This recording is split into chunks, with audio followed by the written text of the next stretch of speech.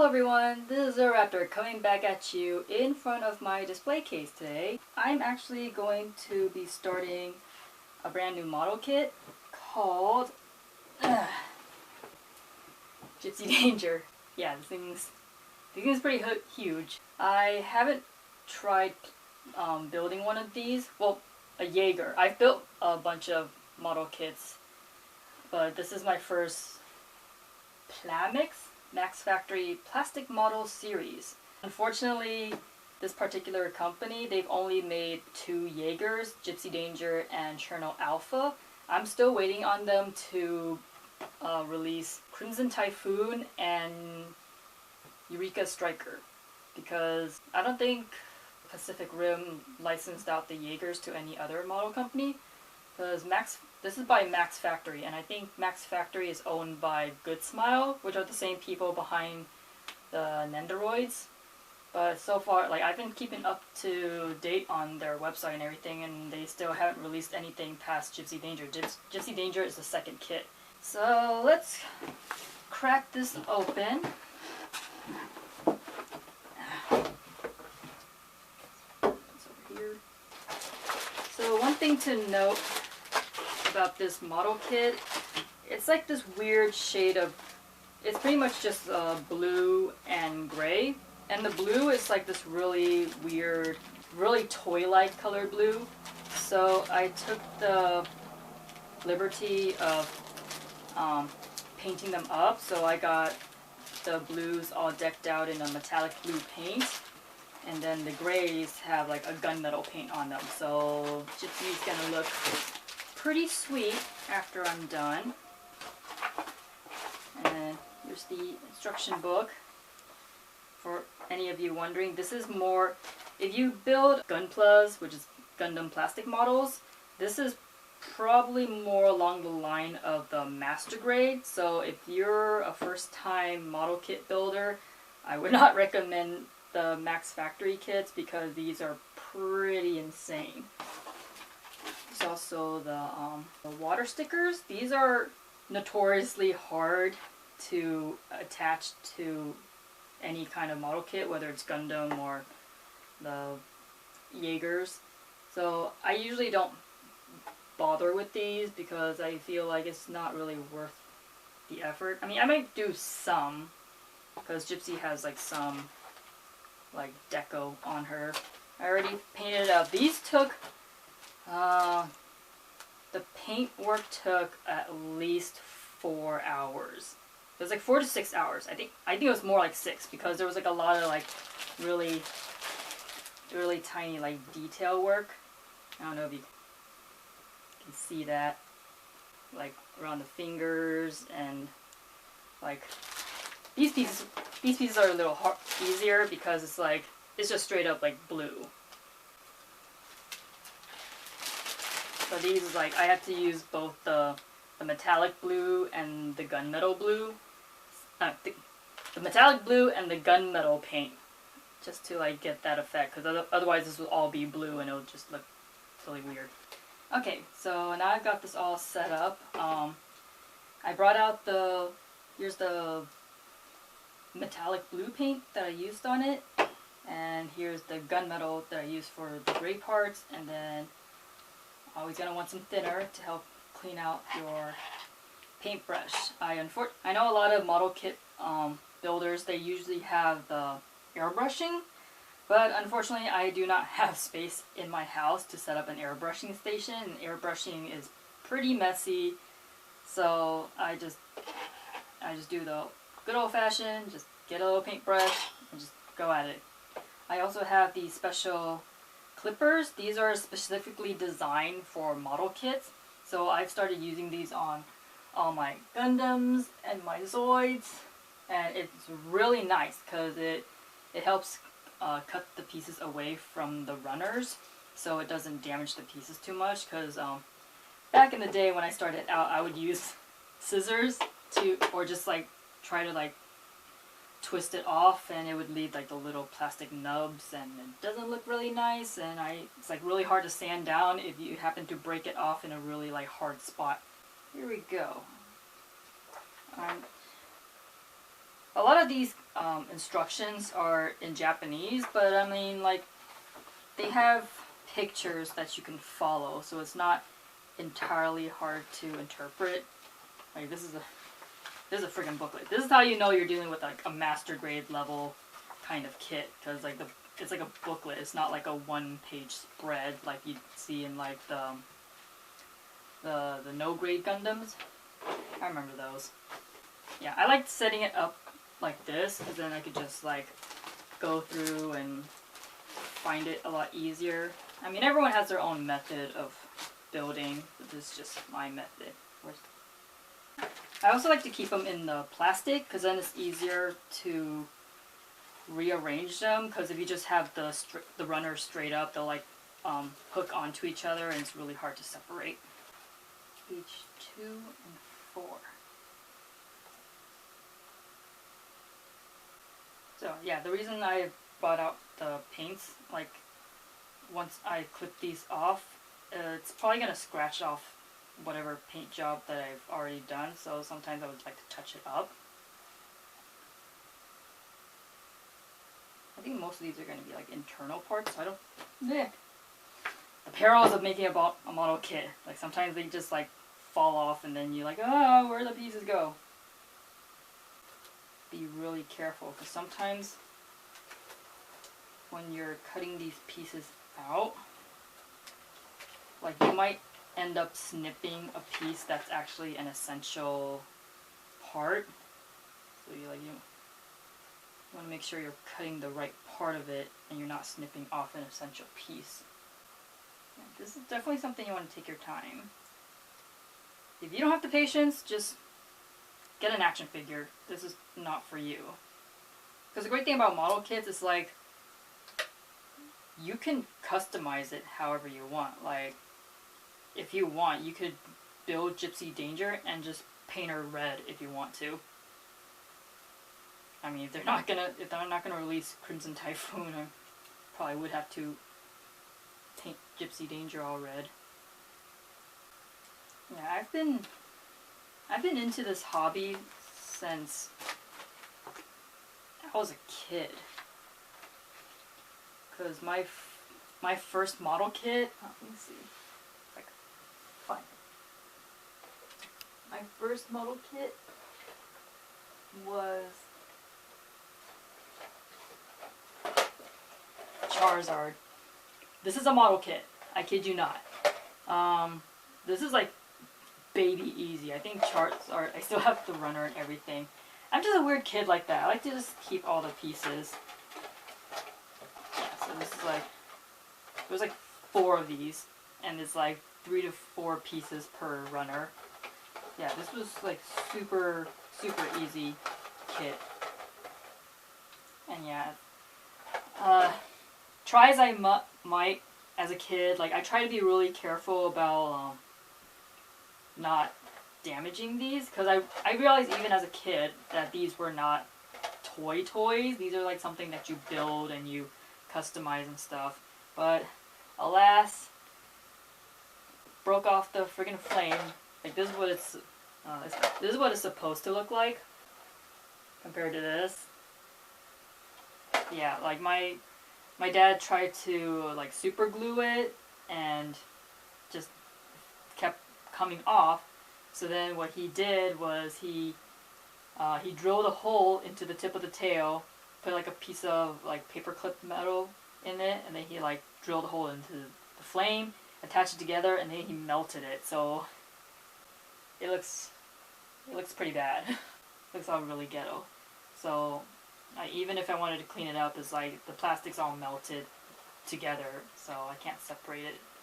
Yeah, that's my first model kit, and this was like roughly like 22, 23 years ago. So yeah, I've been into this hobby for a long time. Yeah, so there's this, and then I also got a Venusaur because I had so much fun building this. I was like, can I get another one? So I got a Venusaur. I didn't get the whole set because there's also Blastoise and Zapdos in the volume 1 set, and then there was like another volume with all the other legendary birds, but I never found those. I only found like 1 set. Yeah, that's how I first got into model kits, so I went from that to this. You really have to make sure you get the pieces lined up right, because if you mess up, it's really hard to fix, because usually these pieces snap together really tightly, and once you snap it together, it's like, it's not coming apart. It's joined up forever.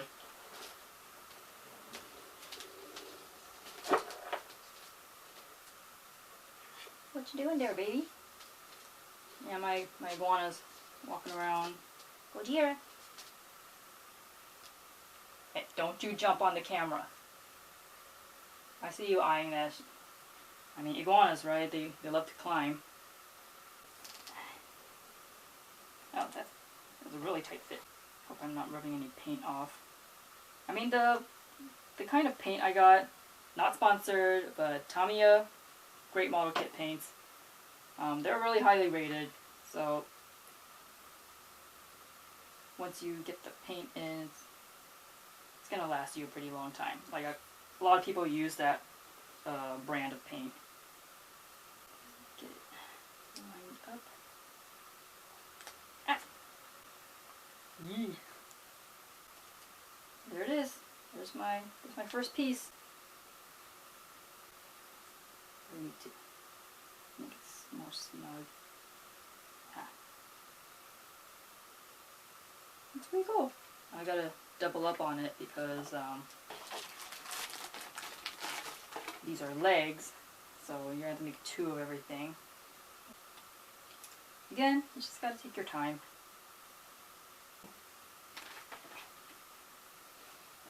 I always get paranoid because I've lost quite a few Gundam parts over the years, and it's like, it's frustrating to know like your kit is incomplete because you were careless and lost a piece. It's really tight. I mean, all the better for posing it afterwards, but when you're putting it together, it's, yeah, you gotta be really careful, because if you put too much force on it, you end up breaking it, and last I checked, Max Factory doesn't offer replacement parts like Bandai does for their Gundams, so just gotta be a little careful. I got those done. Next step. Like normally, when kit builders, they build one of these, like they also have sandpaper. So even when you have like one of these clippers, there's still like a little leftover piece of the stub on it. So sometimes they want to sand that down, so that way all the pieces are flush. See many people, they try to rush through it, and then the end product ends up looking really janky. I mean, if anything, I can just play it off as like battle damage. Does not help that my hands are very shaky. I'm so nervous I don't want to mess up.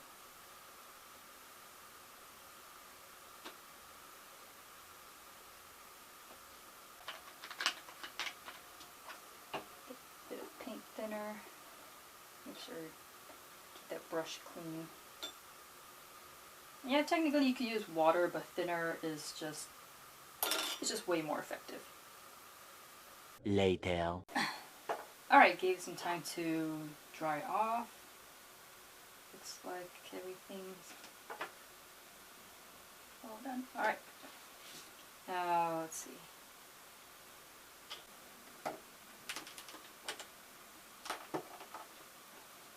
Alright, got her feet done.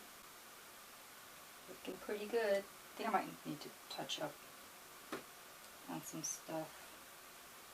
Or maybe not. I think that's going to be covered up anyways, so. Like, I'm not going to be too terribly picky about it. I mean, majority of it's pretty well painted. So, fun fact, this is actually the first model kit that I've done like a full-on paint job. Prior to that, there's see if I can get it.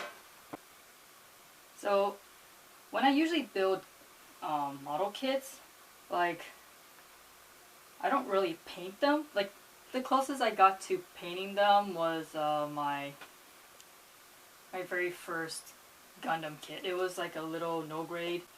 So this is my very first Gundam model kit. It's really badly painted.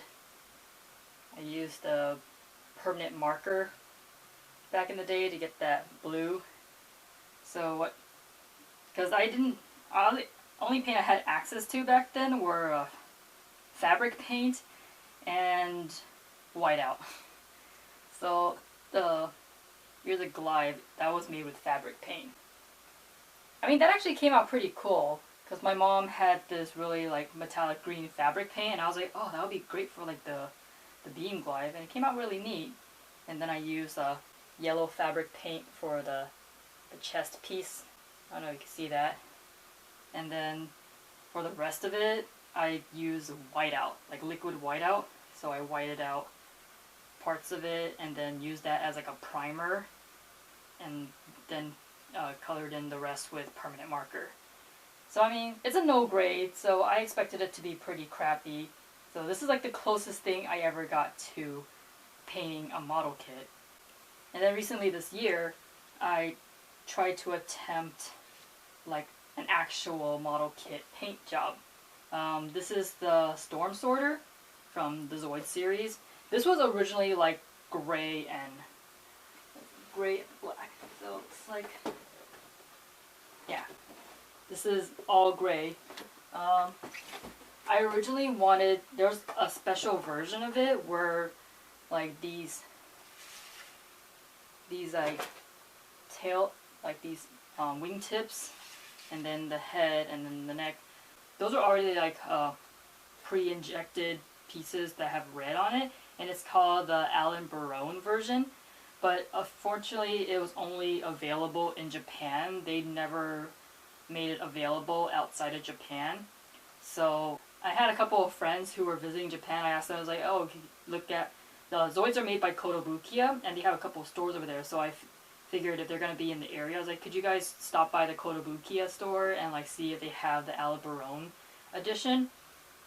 And it was only like a small edition of them. I think they only sold like maybe 2,000 of them, and my friends couldn't find it. So last resort, I went and I just bought like the regular Storm Sorter, got the red model paint, and I painted it up to be similar to the Alan Barone version, but I also went the extra mile and like painted up the claw trimmings, and I painted up like the wing blades. See if we can get that out.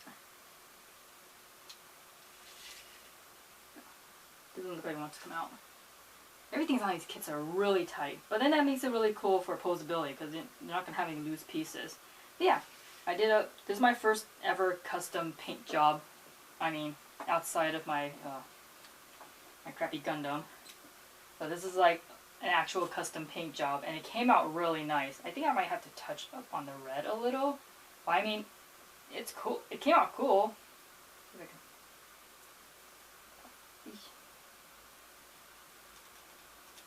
Okay, that's not coming out. But anyways, yeah. I probably painted one too many layers because it was like all these pieces were like the dark gray, and I didn't use any primer, and my sister was like, you should have put primer on, and I was like, I kind of just wanted to literally wing it. So this is the results of it, and I mean, I liked it. It came out pretty well as my first ever like real custom paint job. So yeah, that's my model kit painting experience up until Gipsy Danger here. Okay, back to Gipsy. I've got her feet done. Now on to the next portion. How many pages her legs? It's gonna be a while. It's still like many more pieces.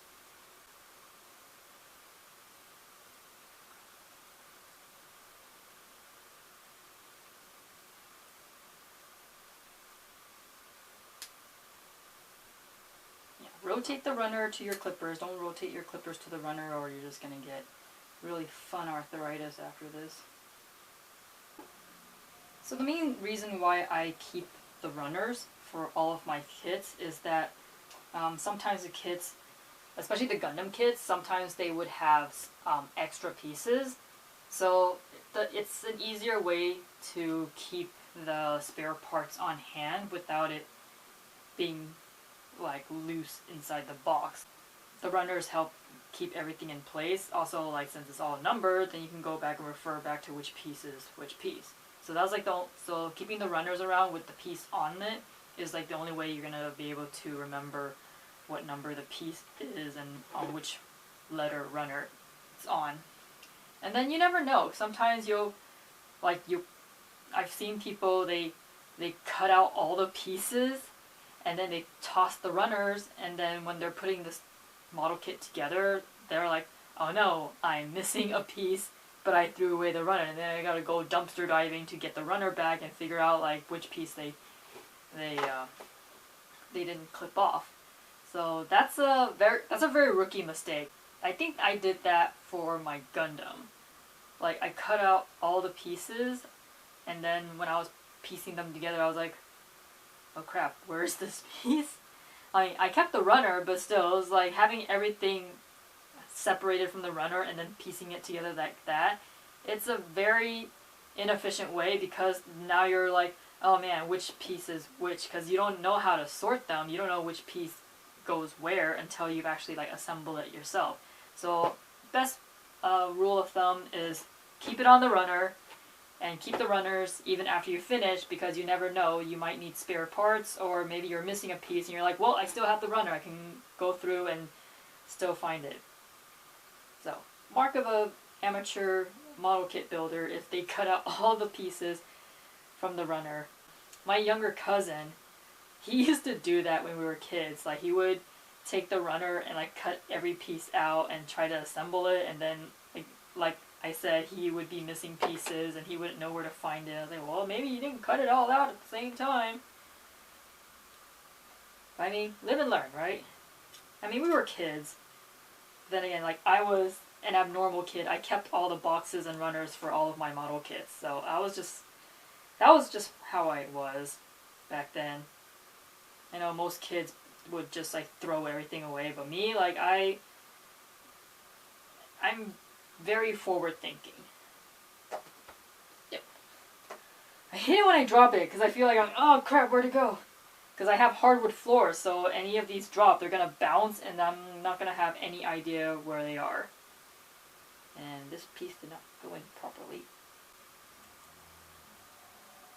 Very tempted to go, don't do that. You're gonna damage the piece so bad. I've done that. Sometimes a bit of weight helps put it together. Or if worst comes to worst, pliers. The one thing I should note about using pliers to force pieces together is you should have like a piece of cloth, like maybe your shirt, because you don't want these squeezing directly onto the plastic, because then you can create an imprint on the plastic. I mean, I don't really have a towel nearby that I could use for this purpose, but if you do, recommend it. Cover it up and then use the clamp. Because what happened is that I use these pliers to build my my blade liger, and it ended up marring the surface of the plastic, because these have teeth, which you need in order for it to get a good grip, but then at the same time, if you're squeezing too hard, it's gonna damage the plastic, and there's no fixing that unless you have some like extra plastic on hand that you can melt and fill in those scratches that you've now formed onto the model kit. Again, take your time. You do not want to rush these, because then it's gonna show in the end product.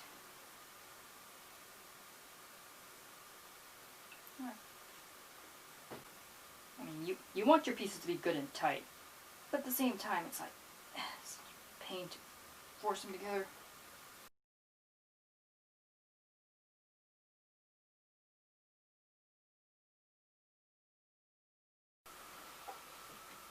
Okay, looks like.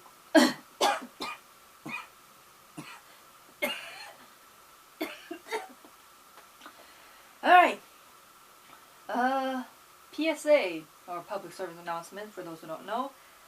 Be sure, if you're working with model paints or any other kind of paints, even acrylic paints, you're doing this in a well-ventilated area. Especially if you're like me, who used to have asthma. I don't think I really have to touch, because like I know like some people get really like perfectionist. I'm not going to use OCD like everyone else. That's a very incorrect and inaccurate term, so I'm going to say like it is perfectionism.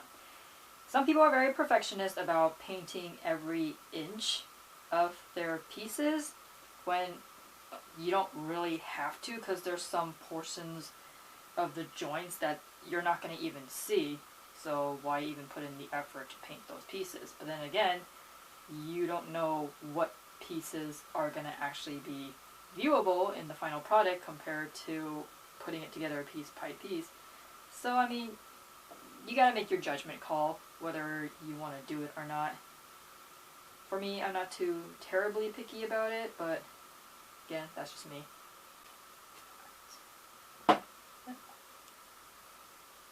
Put that back in the plastic bag. That one is done. Awesome. Oh, crap. Forgot. Nothing broke. Fortunately, I've had many times where I accidentally snap pieces together and it's like, crap, I forgot another piece that I'm supposed to snap together with it, and it's like, oh crap, and I try to pull it apart and it broke.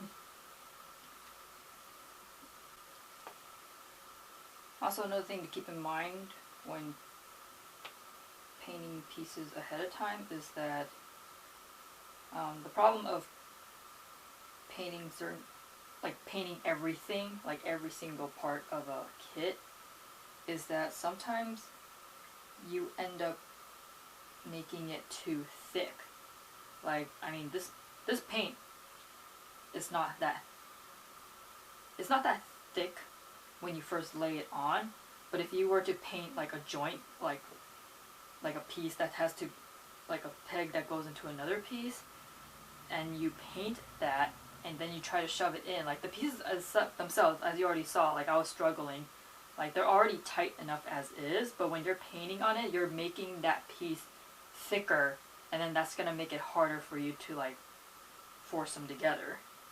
So that's something to keep in mind when you're deciding to like paint certain parts. Is like, should I mean, obviously if you've put together enough kits, then you get an idea of what inner parts are going to be viewable and what aren't.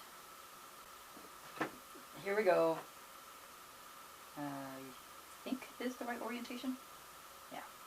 So try not to touch whatever paint job I've done. This is Gypsy's legs without the armor. So it's all the underlying mechanics and stuff, which looks really cool. Like they've done, Max Factory did a good job, like machining up the details and stuff. This is what you get with the Master Grade Gundams and higher, because they're gonna, Master Grade Gundams, they have and also like an inner mechanical workings, and then you have the armor that plays on top of it. You're not gonna get that with like, well, there goes my phone, running off again. Anyways, you're not gonna get that with like the low grade, like the Shenlong that I had, where I painted it really badly. You're not gonna get that with the low grade. You're not gonna get that with the high grade too. So it goes from low grade, or no grade, high grade, master, perfect, and then they recently started the real grade, which is like the super like life-size, accurate, detailed Gundams. and my friends and family have been trying to, or more like my cousins, have been trying to convince me to get the real grade. But the problem is, like, they're highly detailed, like realistically detailed, but they're only in like 1/144 scale, which is like really tiny. And like all of my master grades back here, they're like at least this big. And I feel like if you're gonna go through that level of detail, like, get it a little bigger. Because I think master grades, they can go to 1/100. 1/100 scale is like a bit bigger. Perfect grade is the biggest one you can get, which is 150 scale, which is like gargantuan. I'm never gonna get one of those because perfect grade is not only bigger, but it also has like LED lights and stuff. And I'm like, I don't know if I'm gonna do that. Like, what is it?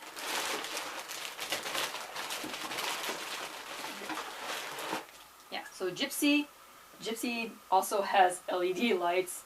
And I'm nervous about getting to that part of the build. This will be my first LED kit.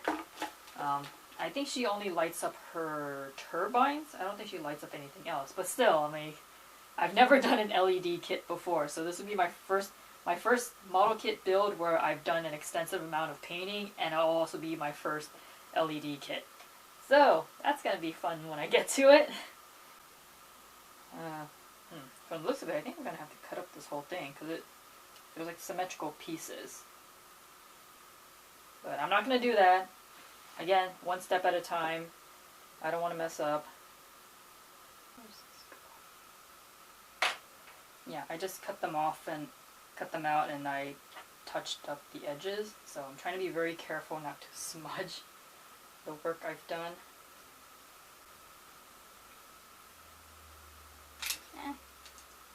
No.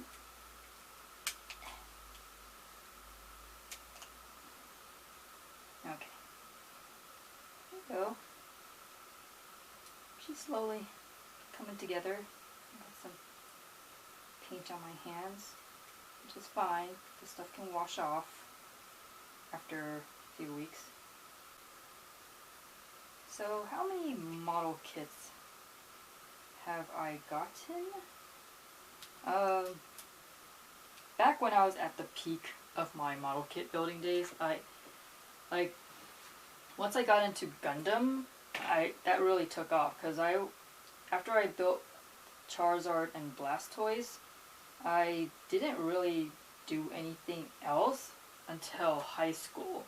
And then high school is when my friends found out that I was really into Gundam, or that's when I got in high school was when I got Shenlong Gundam. That was my very first Gundam kit.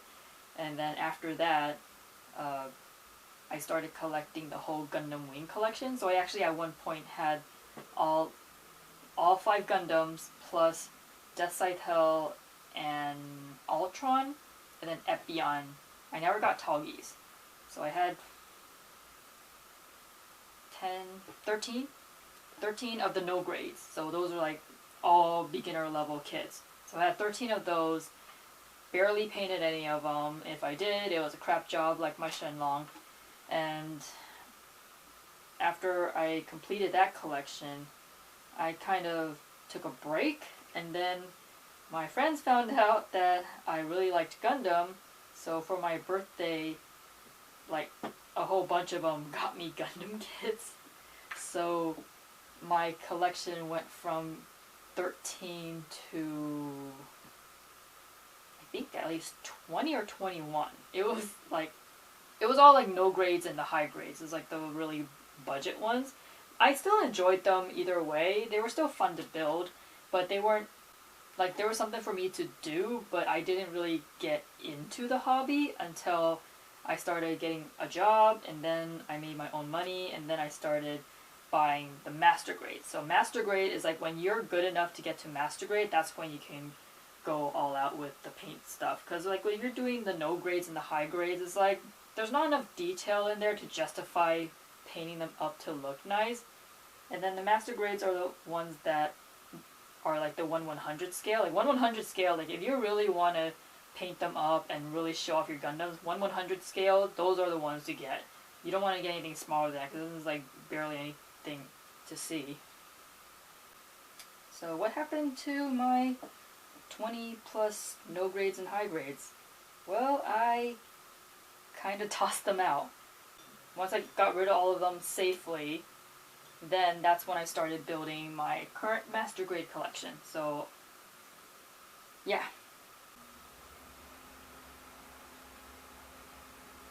Ew. I done messed up again.